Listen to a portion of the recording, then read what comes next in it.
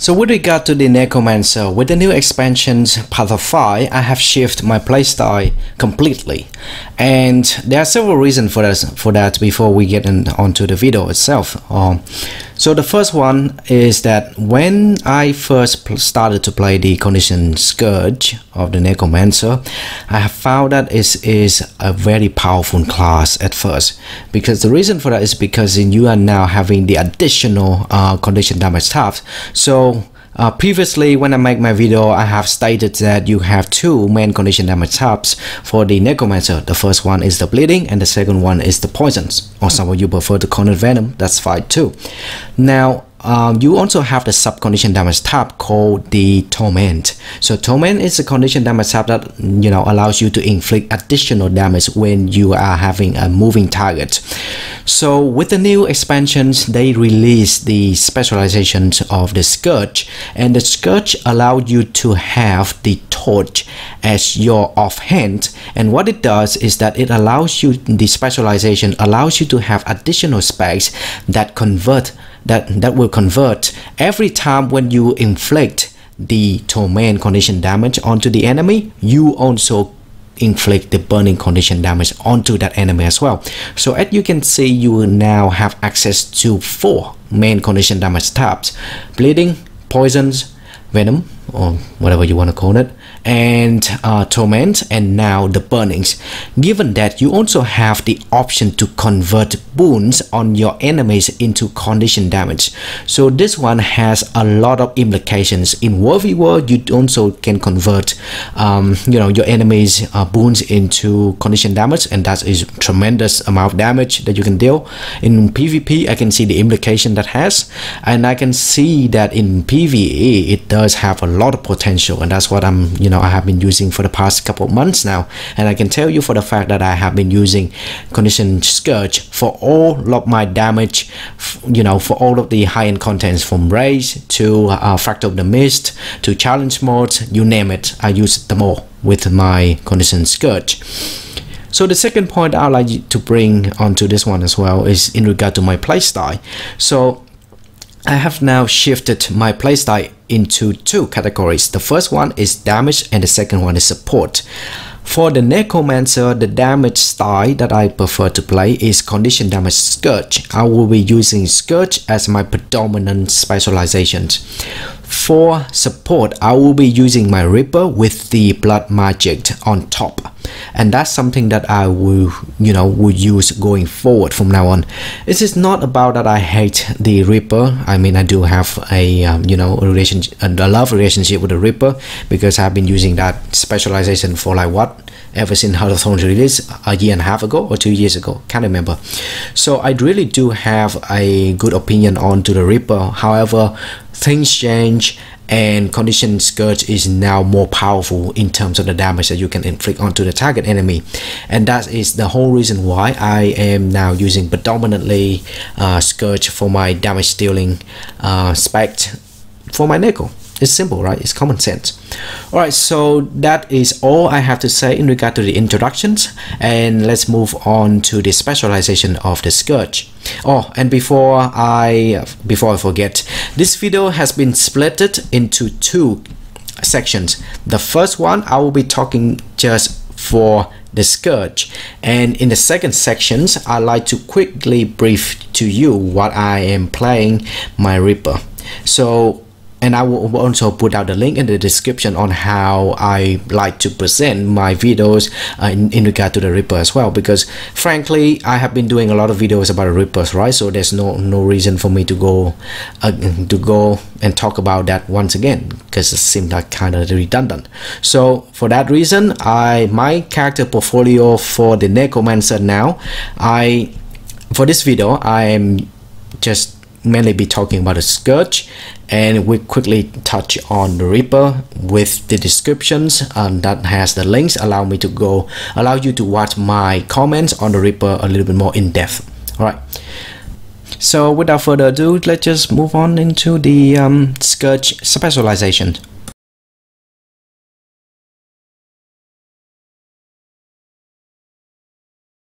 Alright, so now let's talk about the specialization of the Scourge. Now for the Scourge, I am using curses, so ripping and Scourge. For the first one, there's not much different from what I used previously in my other videos for the Necromancer, middle, top, bottom. So for this one right here, for those of you who don't know, Master of Corruption, that allows me to have a reduced recharge in my corruption skills, namely the Epidemic. Epidemic is the one that allows me to copy condition damage on a single target and then spread it across to multiple target, and the range of effect is 1200, so that is quite far. So this skill, a lot of Necromancer out there using it in PvE environment.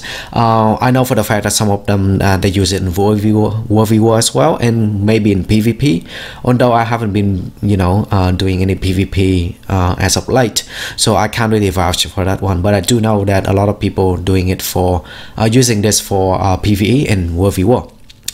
So for the next one, I'm using Lingering Curse. Lingering Curse is the Scepter's, it allows my Scepter condition damage to have an increase in 150 points in condition damage, but it also allows my duration to be increased by 50%.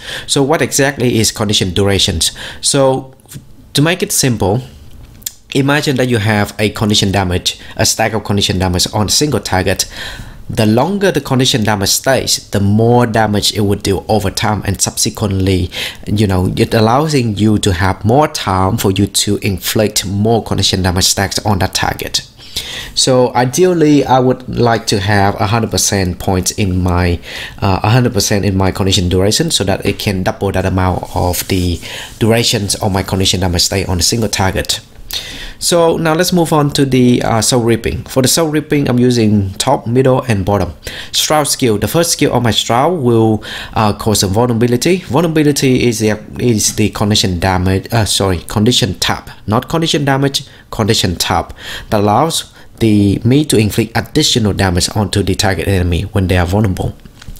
And the Shroud skill is this one right here, Manifest Handshade. So for this one, I will further explain to you in more detail on how this mechanic works, but as a demonstration, you drop a F1 skill right here. It will stay there for durations of, what was the duration about again? 20 seconds. It will stay there for roughly about 20 seconds, and it will keep on pumping up the condition damage on any enemies that falling within that range. So as you can see in here, it does have a lot of damage, and it is one of the main mechanics that you need to get on top of for the Scourge. So I'll go further into detail and explain that in the utility section. Now for the next one, I'm using the Vital. The Vital allows me to have vitality increased by 180 points, which is always good. The more health I have, the more I can survive in the battlefield. However, the main point for me to have this one is because of the reduced recharge in my Shroud skill, which is again this one right here. So these are my Shroud skill, F2 to F5, and mainly I will be using a lot of Desert Shroud. And as I have mentioned to you guys earlier, this mechanic is one of the main mechanics that you need to get on top of for the Scourge. So having a reduced recharge of this skill right here allows me to pump it out more often, and that's exactly what I was intended to do. Now for the next one, I have Doomfire. Shroud skill 1 allows me to apply burn condition damage on the target enemy. So more condition damage that I have, the more damage I will deal, right? It's simple as that. So for the Scourge Specialization, I have everything in the middle. The first one, I have Failed Beacon. The torch skills will have a reduced recharge, and I have the Expertise based on my condition damage. What exactly is Expertise? Now for those of you who don't know, Expertise is condition duration in short. It allows me to inflict the condition damage onto the target, and the higher percentage of Expertise, the more damage I can deal over time. And the maximum amount of percentage that you can have in Expertise or condition duration is 100%. Any points that you have above that number is redundant. So the intention that I have is to cap it as 100%, no more than that. If anything that you have more than 100% points in condition durations, it basically is a waste, because the game doesn't really recognize anything that above 100 points, right? and also it reduces my recharge of the torch as well. And as you can see in here, my offhand weapon for my first set is always gonna be the torch, and I am using the torch on a regular basis. Sorry, not on a regular basis, but predominantly I will be using my torch. Now for the next one, I have Sadistic Shearing, and that is you know, the skill gain reduce recharge and cause your neck manifest sensei to inflict burning on foes nearby it. So again, this one is really good, and this plays out really well with this one. So the combination of this and your Strauss skill one, and also all of your Strauss skill, so it does provide you with the ability to inflict a lot of condition damage onto the target enemies or a single enemy. Now the last one, Demonic Law. Torment you inflict deals increased damage and cause your foes to burn. So what it means is that every time when you inflict the torment, you also have the ability to inflict the burning condition damage as well. And so as you can see in here, that you do have access to a lot of torment condition damage, and every time when you apply the torment condition damage, you also apply burning condition damage onto the target enemy. And this is one of the things that I have mentioned to you earlier in my introduction section of this video, is that I am quite fascinated with the new ways that they implement for, you know, the Necromancer. You are now having additional 2 main condition damage types on top of whatever you already have previously.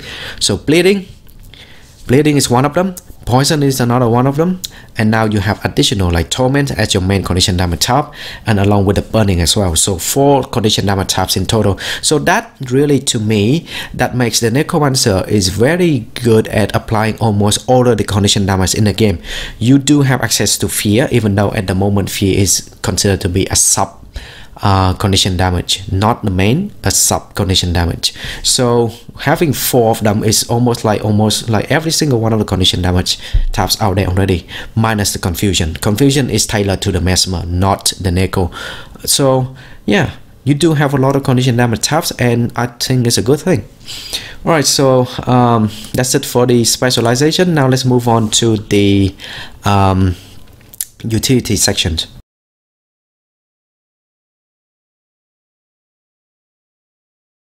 So let's talk about the utilities, and then I'll go further into detail about the mechanics of the senseis as part of the new expansion release for the Scourge Specializations. Actually, before we get into that, I'd like to just quickly touch on to the weapon choice. So I am using the scepters, and I'm using I'm using the torch as my offhand weapons. Now I do also have a secondary offhand weapon that I subsequently swapped to, is my warhorn. However, I'm only using my warhorn when I really need to have additional CC. Otherwise, I will be predominantly staying on my scepter and torch.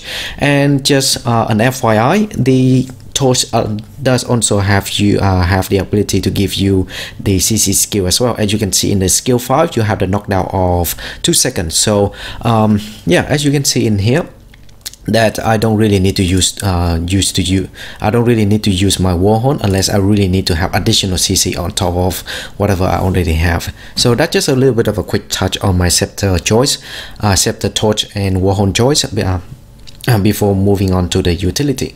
So for the utility, as part of the new expansions release of the Scourge Specialization, you now have the new skill set called Punishment. So Punishment is only accessible for the Scourge. If you swap to any other specialization, you won't have the access to the this skill. So for the healings, for the healing utility, I am using the Sand Flare, which will grant my nearby allies a barrier and also convert a bunch of my enemies into torment and cripple. So subsequently, as you can see in here, every time when I apply torment, it will also apply the burning condition damage as well. And on top of that, it does provide me with the ability to have additional 4.2 thousands of my barrier on top of my health points, so that it can't not negate, but it can increase my survival more, because now I have more points on my barrier and health as my disposal. So for the next one, utilities, I use all of my utilities. The reason for that is because I need to tackle to certain scenario on a certain boss and certain mechanics. So for that reason, I think it will be more appropriate for me to think about think about what sort of utilities to use on what certain scenario and to certain mechanics, and make that into a separate video because it can be very lengthy, and so that's not within the scope of this video. So for the scope of this video, I will just tell you what are the utilities I'll be using with this build. So by default, I am using the Trail Anguish, Shadow Fiend, and Epidemic. Now occasionally I will be swapping to the followings. The first one, Desiccate. Second one, Sandswell. Third one, Seven Siphon.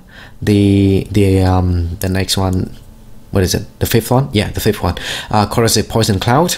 Epidemic. The Epidemic will be there 90 to 95% of the time. Right, trust me on this one.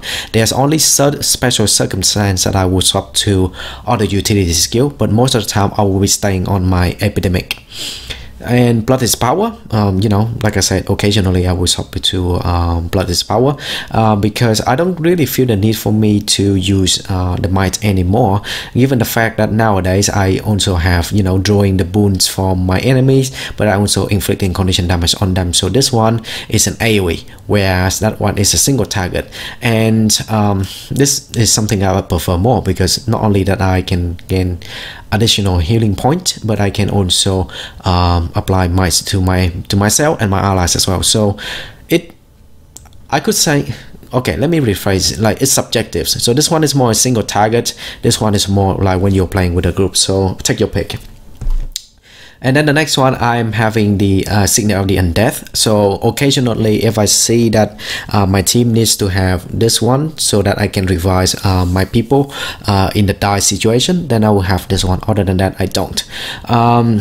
Yeah, and the next one, Shadow Fiend, and occasionally I swap to the Flesh Worm, and also Where is Power to provide additional stability to the rest of my team members.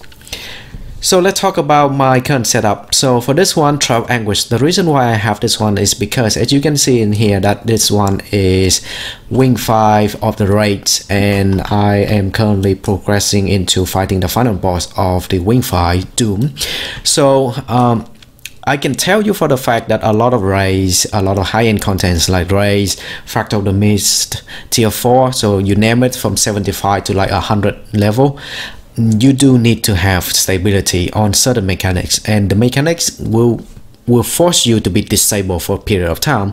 And if you are being disabled, that boss can cast additional damage spell onto you, and if you disable, you can't respond to that, you know, dodging out of that AoE or, you know, dodging out of that attack and so on. So having the Trail Anguish allow me to negate that effect, this disable effects, by having the stability. But to further to add on top of this one, I do have ability to break me out of stun. So for example, if the boss stun me down for like 2 seconds, I can quickly activate this one and it will get me back into the battle, try to get away from the damage spell that he's gonna attack next. So that's the whole reason why I have the Trail Anguish. And to further add on to that one, the Trail Anguish also allows me to have the swiftness, increase my 33% of my movement speed, so I can quickly to get from one point to the other, and also living on the, you know, on the ground, the trail that deals you know, sorry, not dealing condition damage, converting the boons into torments, and subsequently dealing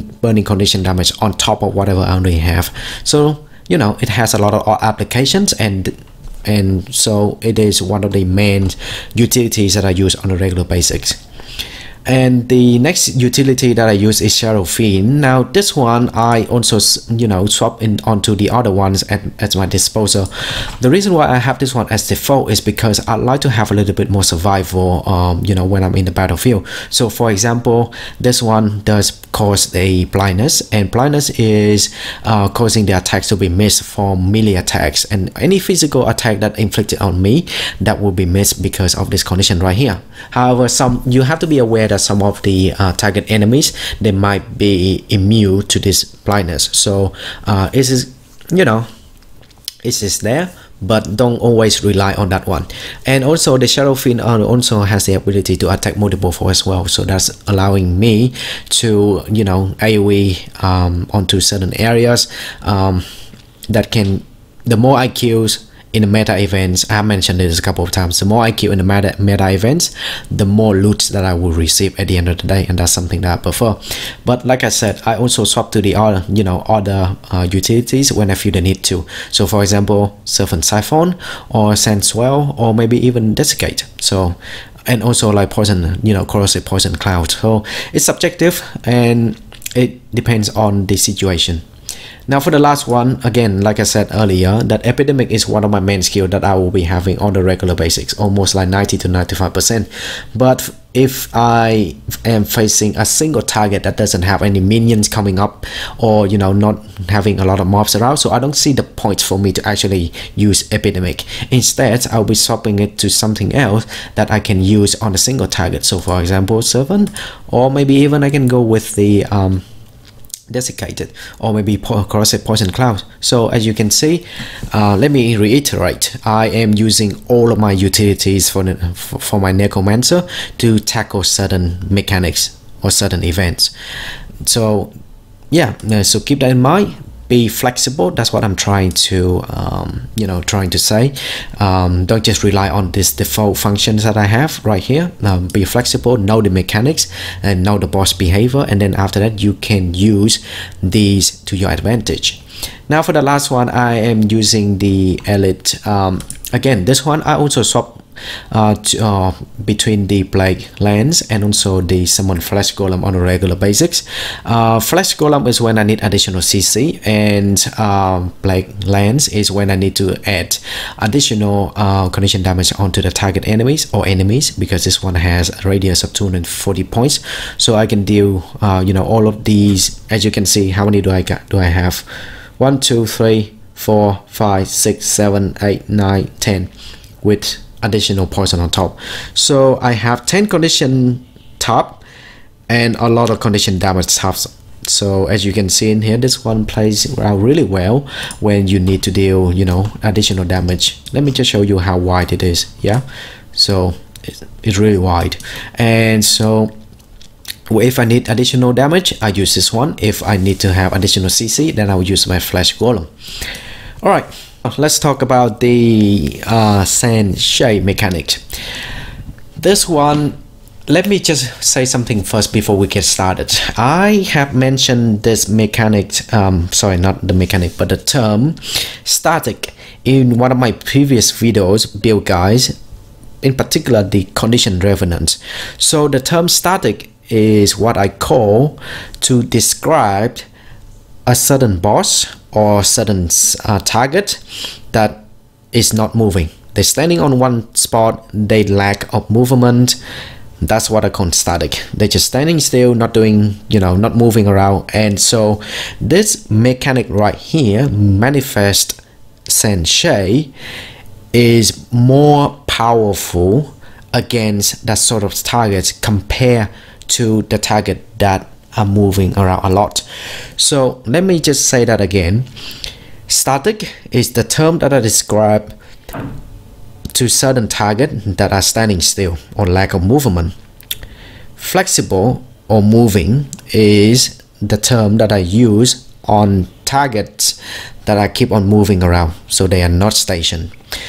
And the Manifest Sand Shade, the mechanic itself, is when you activate the skill, you put down some sort of a, you know, an AoE pillar on the ground, and that sort of, you know, that pillar was standing there for a duration of 20 seconds, and over that period it will keep on pumping condition damage only to that area. And so you can see that if the target is moving around a lot, you don't deal the maximum amount of damage onto the target. Whereas, let's say for example, there's a mini ghost server of mine. If that one keep on standing on that spot, the Sand Shade will keep on dealing damage over time to that one, and the more I put the shade on top of the target, the more damage that I will deal over time. So that's common sense, right? So as you can see in here, that the main important point of this mechanic is your positioning. You have to know where your boss or your target is going. If your target is standing on one place for duration of time, then you can deal the maximum amount of damage. If your target is moving around a lot, then you have to adjust your position of the sand shades. So let's say, for example, if I keep on moving like that, obviously I don't deal a lot of damage to my target, right? So I keep on moving from one spot to the other, so I'm missing one instead of like having to deal with 3. However, the patterns is always there. So if you see the target is moving, let's say from this spot to that spot and then to that spot, then you know the pattern is gonna be that triangle. So in that case, what you can do is to have it, well, I'm having a cooldown at the moment, but place one in here, place one in here, and place one in here, so that they can deal partially damage when the target is moving from one spot to the other. Yes, you still are not going to maximize your damage, but you can deal more damage instead of having it all over the places. Yeah, so positioning is the key for this mechanic, and you have to master it well. And it takes practice, so I highly recommend you when to go out there and do meta events or doing something, events in PvE environments, to practice your positionings of the sensei. So let me put it again. If you know that the pattern is going on that side, the triangle, what you can do is you drop in here, and then you drop it the one right next to it. As you can see in here, like, yes, you might not be able to deal the maximum damage if the boss is moving from that place to that place. However, it's better than having to have one in here, one in there, and one in there. So, it's common sense, right? So it takes practice. So I highly recommend you to go out there and do some more meta events so that you can put your skill into good use. So that's the one of the most important mechanics of the manifest sense shades. The next important mechanic is these skills, the 4 skills that you have subsequently after pressing your F1. First one is Nefarious Favor. Second one is Sand Cascade. The third one is Gash Pillar, and the last one is Desert Shroud. Now I will be talking the Desert Shroud first because it is the second most important. This one will allow you to periodically, keep on posing the condition damage onto that target or an area. Yeah, sorry, not a target, but an area. And if the target is standing on that one, then it'll deal more damage over time. But on top of this one, it also provides you with the ability to have the Fury Boons. And Fury Boon is a 20% increase in critical chance, and all of the classes out there, you need the Fury regardless of whatever you play. You can either play, you can play power, you can play condition damage, doesn't matter, you still need Fury, because the equipment, your stats, is tailored to critical chance that allows you to pump more damage outgoing. Having more critical chance, subsequently you will have a more chance for you to inflict condition damage, and a lot of builds out there would do it. So it is important. And to further add on to this one, this Desert Shroud will keep on posing torment on top of the base manifest sand shade. So as you can see in here, you do have a lot of condition damage posing on your Shroud skills, and I highly advise you to use these as much as you can. Now for the next one, Gas Pillar, inducing fear on enemies around you and your senses. So for example, if you see the boss is going to have a CC bar coming up, so there's a mechanical CC. For those of you who don't know, I'll put down a link in the description so you can have a look at it more. So you can use this one as a mean to have a soft CC, or you can use this one to fear the enemies away from your target so you can revise. In particular, in when you're doing high-end content, if minions coming after your friends, you can fear them away so that you can go there and revise them. Now for the next one, I have Sense Cascade. So it gives my allies additional protection in the form of barrier, so it's common sense, no need to go into detail for this one. And for this one right here, Nefarious Favor, this is very important. I can guarantee you that this is very important in most of the high-end contents. Reason for that is because the bosses in the high-end content, or even in normal maps in Path of Fires, they will inflict condition damage onto you, and if they do, you will be subjected to condition damage over time, and if you don't kill that condition damage over time, it would deal a tremendous amount of damage to you. So what this skill does, let me just put an example. What this skill does is that it will convert any condition damage that you have onto you, like on you and on your allies, into boons. So that your positions, you have the ability to convert that, but your sand shades also allowing you to have the ability to convert as well. So you can stand right, here, I can stand right here, my allies can stand over there, and I can use this ability to kill condition damage on myself and on my allies. So that's really good. And like I said, it takes time to practice on the positioning of the sensei, but once you have that, you will be a tremendous what was the word I was going to use, asset to the team. And so, you know, take note of that. So that's it. That's what I wanted to say about this mechanic and the utilities. Now let's move on to the equipment.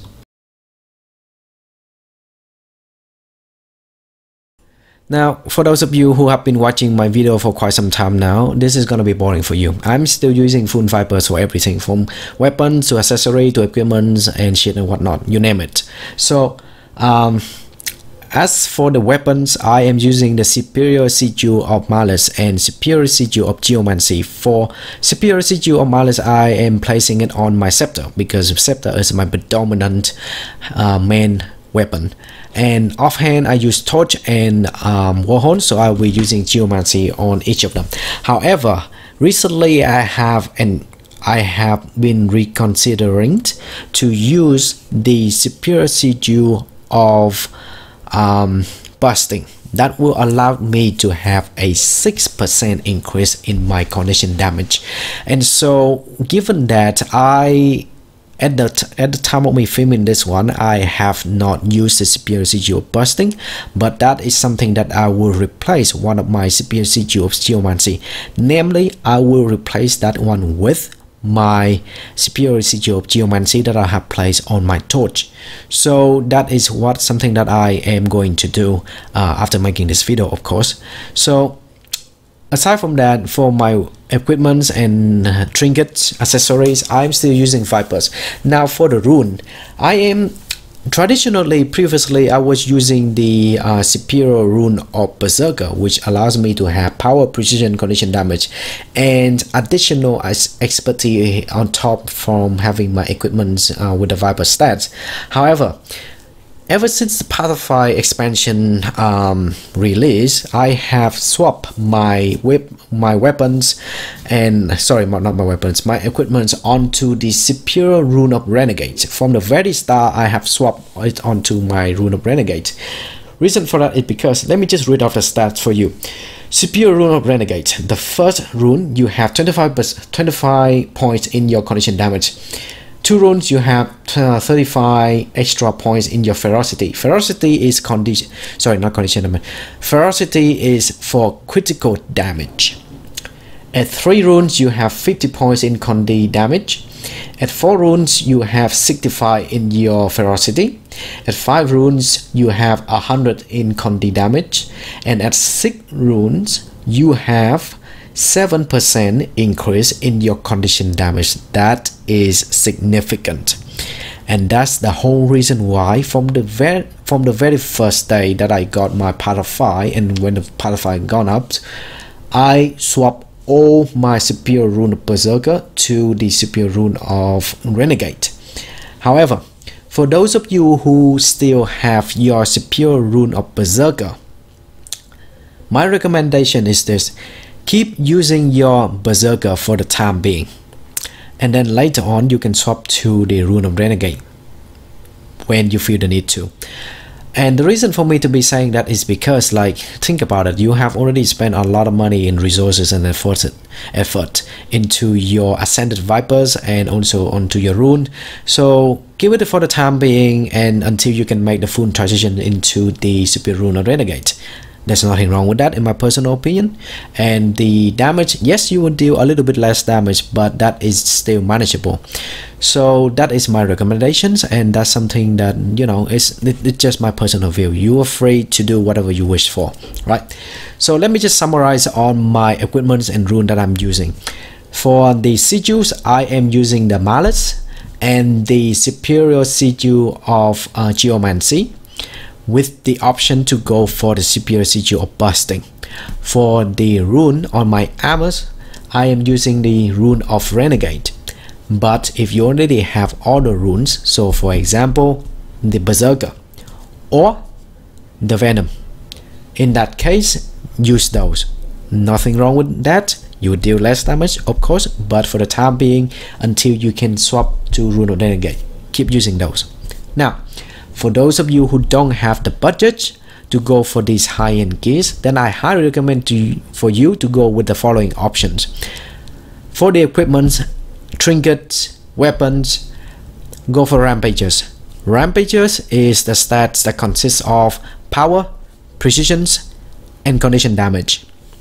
And for the rune, the budget rune that I always recommend you to go for is Superior Rune of the Krait. That rune will give you a decent amount of bleeding, and it's fairly cheap. So in the future, even if you want to get rid of it, you are not losing that much. Trust me on this one. The Krait at the moment is selling like what, 2 to 3 silver. Anybody can afford one rune of superior rune of the Krait. Alternatively, you can go for superior rune of Balthazar, which will allow you to have burning condition durations. And seeing that you are using a lot of burning condition duration and torment, so I think that you can swap to superior rune of Balthazar as well for burn condition damage up. Or you can go for superior rune of Rata, which will allow you to have focus on more onto the Venom side.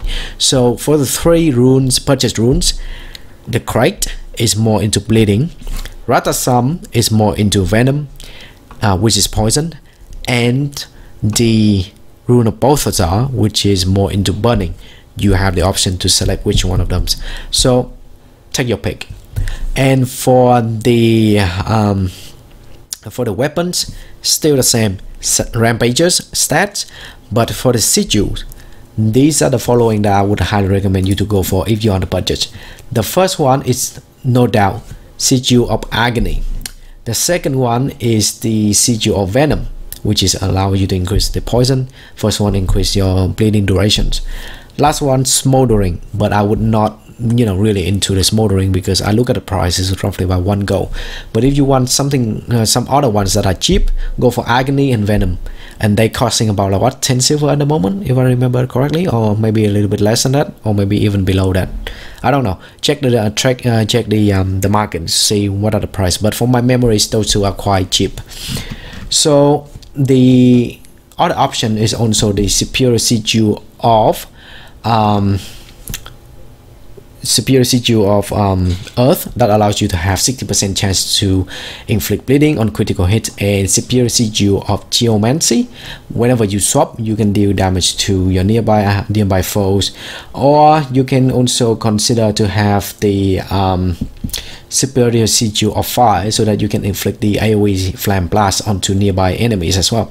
So these are the things, these are the sigils, the runes, and the stats that I'm recommending you to get if you are on the budget. So with that, I would like to conclude this video.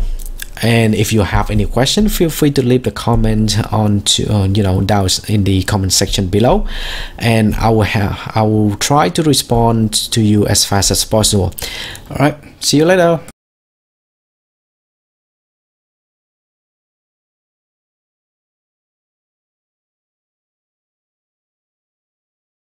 In regard to the Reaper condition damage of the Necromancer, I don't really use the Reaper as much as I used to. Reason for that is because the condition Scourge now deal a lot more damage than the Reaper, so I don't really see the point for me to use the Reaper unless I do feel the need to provide additional support to my team members. Then yes, in that case I will swap to the Reaper Spec, and then use the Blood Magics specialization on top of that. Aside from that, I don't really use the Reaper anymore. So for that reason, I would like to keep this section short, and I will put down the link in the description on one of my previous videos that I have made, where I go into detail about the Reaper specialization and how I played it, so that can give you a little bit more insight instead of cramping everything into a single video like this one. So an update for my Reaper, I am using exactly the same with what I previously used: Curses, Blood Magic, and Reaper. So the first one, middle, top, and bottom. So I have already explained this to you in earlier sections of the condition Scourge, so I will not go into detail that again. Now for the Blood Magic, I'm using bottom, bottom, and bottom. So for this one, Lesser of Signet Vampirisms, whenever I cast onto this target, it will cast a lesser version of this one right here, Signet of Vampirisms. So basically it provides a mini heal to my team members. And for the next one, I'm using Vampiric Presence, and me and my allies now siphon health with every single one of my attacks, and that, you know, provide additional healing to my allies. And for the last one, I'm using Transfusion, so the Scout, you know, the Scout skill 4 will heal and partially revive nearby allies. So whenever I don't have the Reaper Stroud activate with me, but if I do, I'll use it. I will use skill 4 to you know, get my allies to come where I am. So let's say, for example, if I have my Mini Kosovo right here as my ally, if he's down, if it's down, and if I'm on the other side, I can use skill 4 of the Stroud to bring it back to near where I am and then start reviving it. So that's, you know, the benefit of having the Stroud Reaper skill 4. Further detail, you know, I have already explained that in one of my previous videos, so I'm not gonna do it again.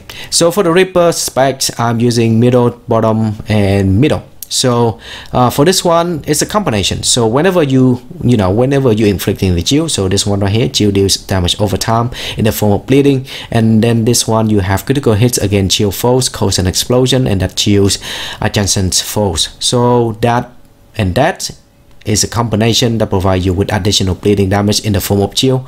And for this one, you know, striking a foe with vulnerability increases your critical chance. So most of your skill, when you are doing the meta events, when you're doing other stuff, most of the time you will be inflicting vulnerability onto the target enemy, and subsequently, you know, if you're inflicting vulnerability or your team member inflicting vulnerabilities, you have an additional chance for you to critical hit onto the enemy, and that plays out with this combination right here.